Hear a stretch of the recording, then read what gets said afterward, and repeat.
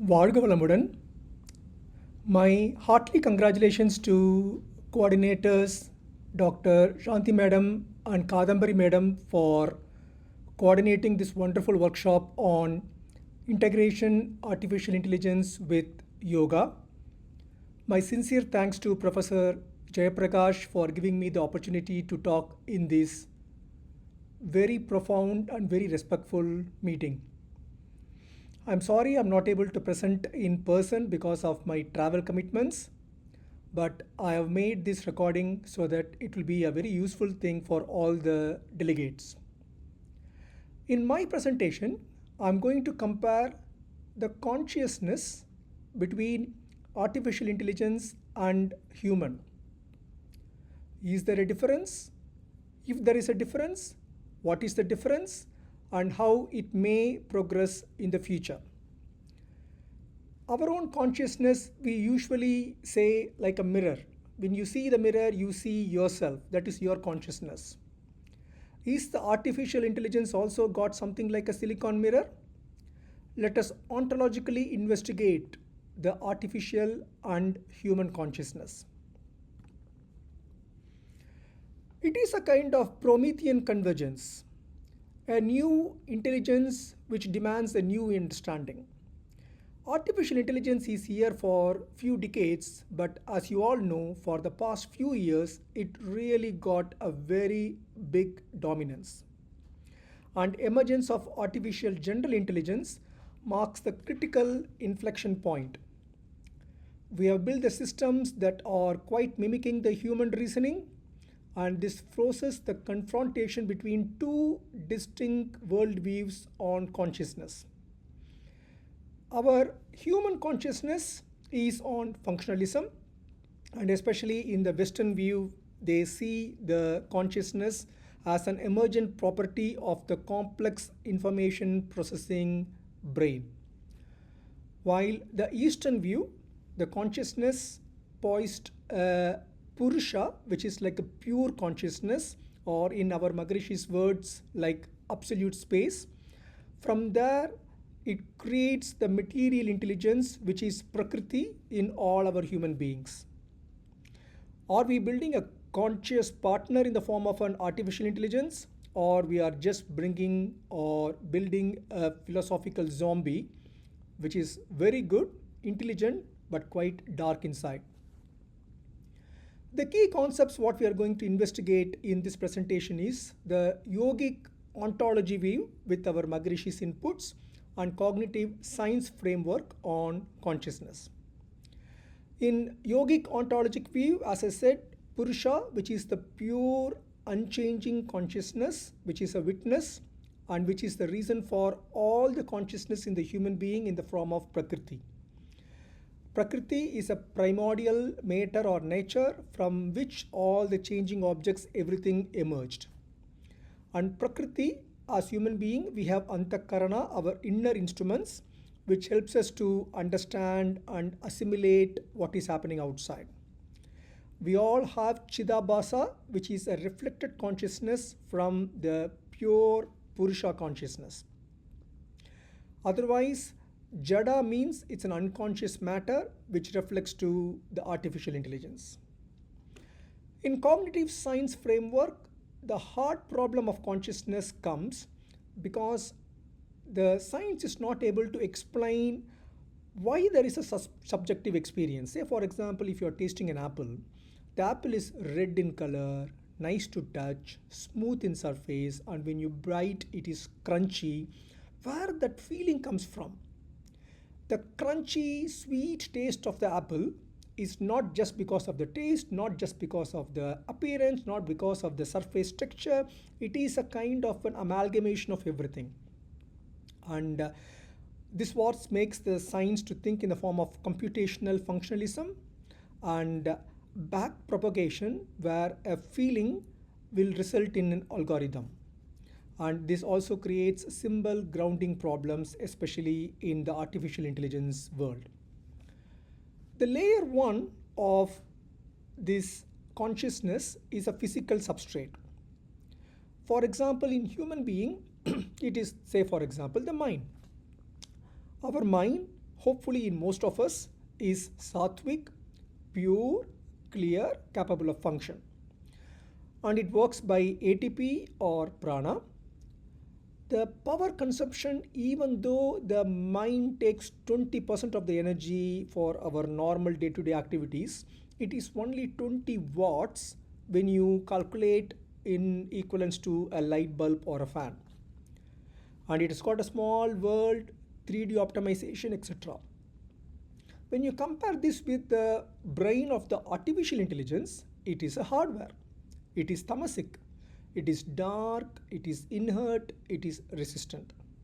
The energy source is from the electric grid, and power consumption of artificial intelligence is huge. It takes 300 to 700 watts per inference for GPU.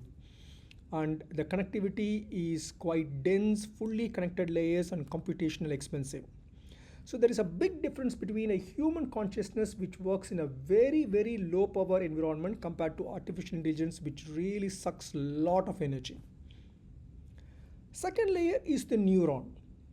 Our neuron, as is shown in the picture, it consists of an axon, it has a dendritic arbor, it got the synaptic inputs, and it's a very nicely explained one. Biological neuron works by the nature in a very biological machine. It functions by dendritic computation, and the communication is by the spike timing and chemical computation like neurotransmitters. How artificial intelligence works? It works by inputs in the form of x1, x2, x3, and it works by various weighted non-linear activation, which means it takes the input and measures and gives you the output in the form of y. Deconstructing the mind, our human being works by antakaranas. We have manas, which is our sensory mind. We have buddhi, which is our intelligent. If we compare this equivalent in artificial intelligence, the manas is nothing but a computer's vision or audio processing unit, while a buddhi of human being we can compare in artificial intelligence something like AGI's feeding, whatever it's jada buddhi, which is a kind of inherent intellect. And we have our own chitta, which is the storehouse of whatever we have learned till now. For AI, the equivalent one is the parameters by which it is fed large language models. And human being has got ego, I. Okay, while the AI equivalent, we can simulate the I. The robot can speak that I am a servant for you, something like that, but it's only a simulation. There is no inside I in it. So a human cognition consists of two systems. One is a very intuitive, fast system. Say, for example, if I walk in the Aliyar Ariviyal Arangam, I can recognize a very familiar face like my favorite Perumal Ayya, and then in one instant I can recognize his face. That is a very fast system. While there is also a slow system where I read through various documents to prepare this presentation, reading, cognition, reasoning, etc. That is the system 2. AI also works by the same system 1, system 2. You may have seen in the systems like Gemini, there is a way by which we can have fast answers, the way by which we can have deep thinking. Fast is the one where the AI don't use much big resources. It gives whatever possible answer quickly. Like for example, what is the weather today? We don't want a very detailed answer. We just want to know whether it rains or not. While the emulated system 2 in artificial intelligence is quite a detailed one. Truthfully speaking, I have used lots of artificial intelligence searches and language models to prepare this presentation in a very detailed format to compare human consciousness and AI consciousness. And then acquiring knowledge. Human beings acquire knowledge by neuroplasticity, which means continuous lifelong learning. We know that if we touch a hot cooker, it will burn our finger, and we are quite good and remarkably efficient in learning it. And we also generalize. Once we know something is hot, we know that okay, if the cooker is hot, the pan also should be hot. Something from microwave is also hot, something like that.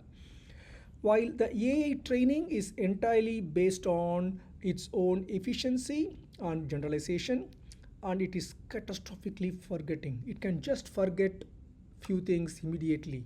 And so it's very important to keep the AI's training on and on. Brain's firing is strengthening. If I'm learning chess, for example, if I fire again and again, I will become better in the chess game. And the advantage is it makes somebody good, better, learned person. And performance is based upon the limited data available for the human brain. While in AI, we have an approach known as backpropagation error, which means if the AI shows, as you see in the picture, a data is given, it assimilates and then it gives a correct answer and a wrong answer. If it gives a wrong answer, there should be a global signal error which will backpropagate to make sure the error is not happening again. And so AI's work is predominantly bio-inspired learning and backpropagation to correct itself. Human has got semantics. That is our foundation. We have our own cognition, we have a meaning, we have a balance, we use a lot of things. Ear is for walking, hearing, seeing, taste, everything.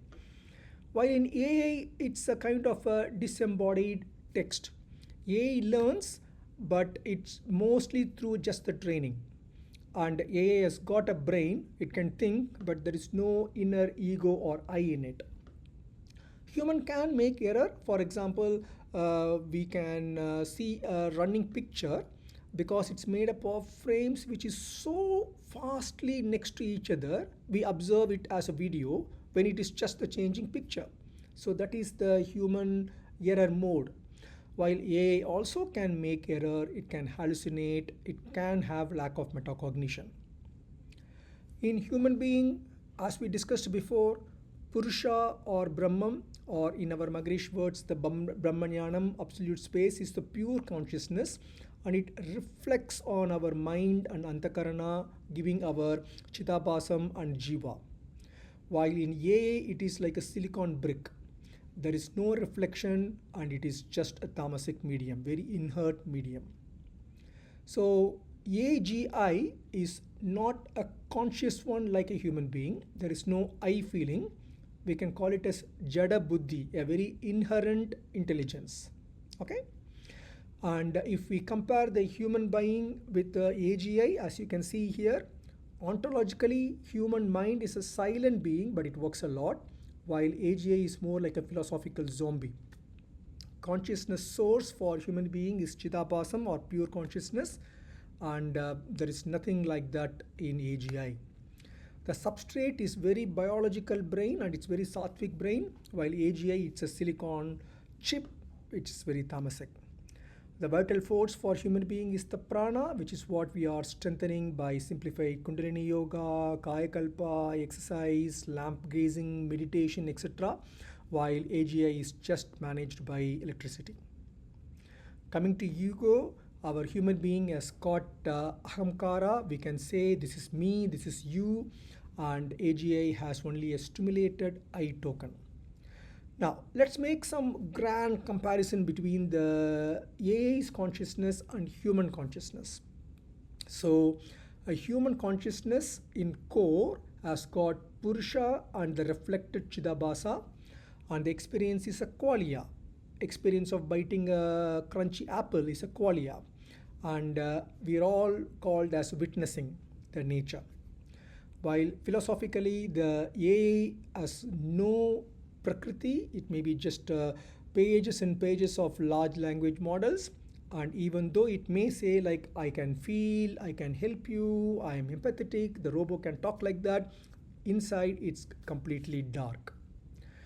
And energy and substrate wise, our human beings are made up of carbon, we are wet, we are sattvic, we are powered by prana, or in medical words something like ATP, and we use very less energy, only 20 watts.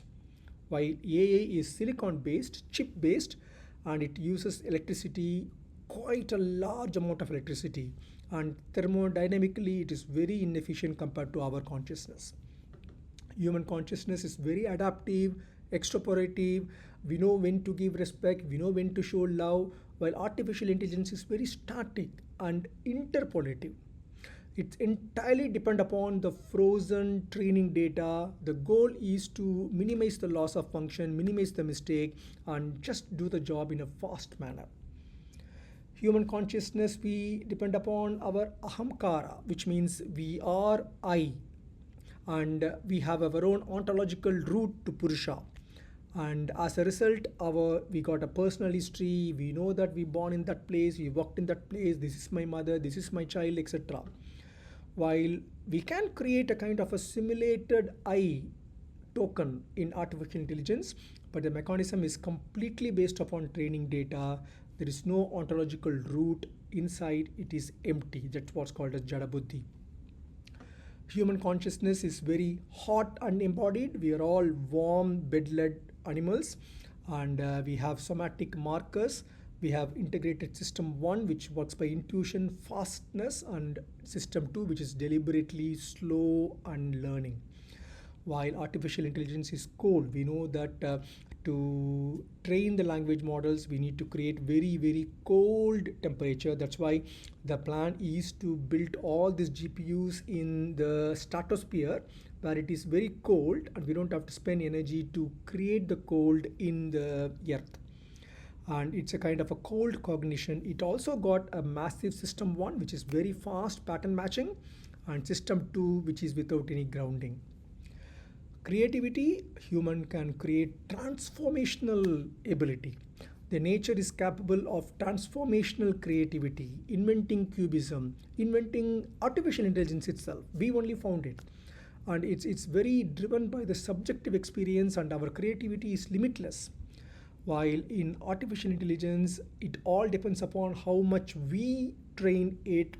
It excels only to the combination of what we given the opportunity to it. It entirely depends upon existing rules and styles.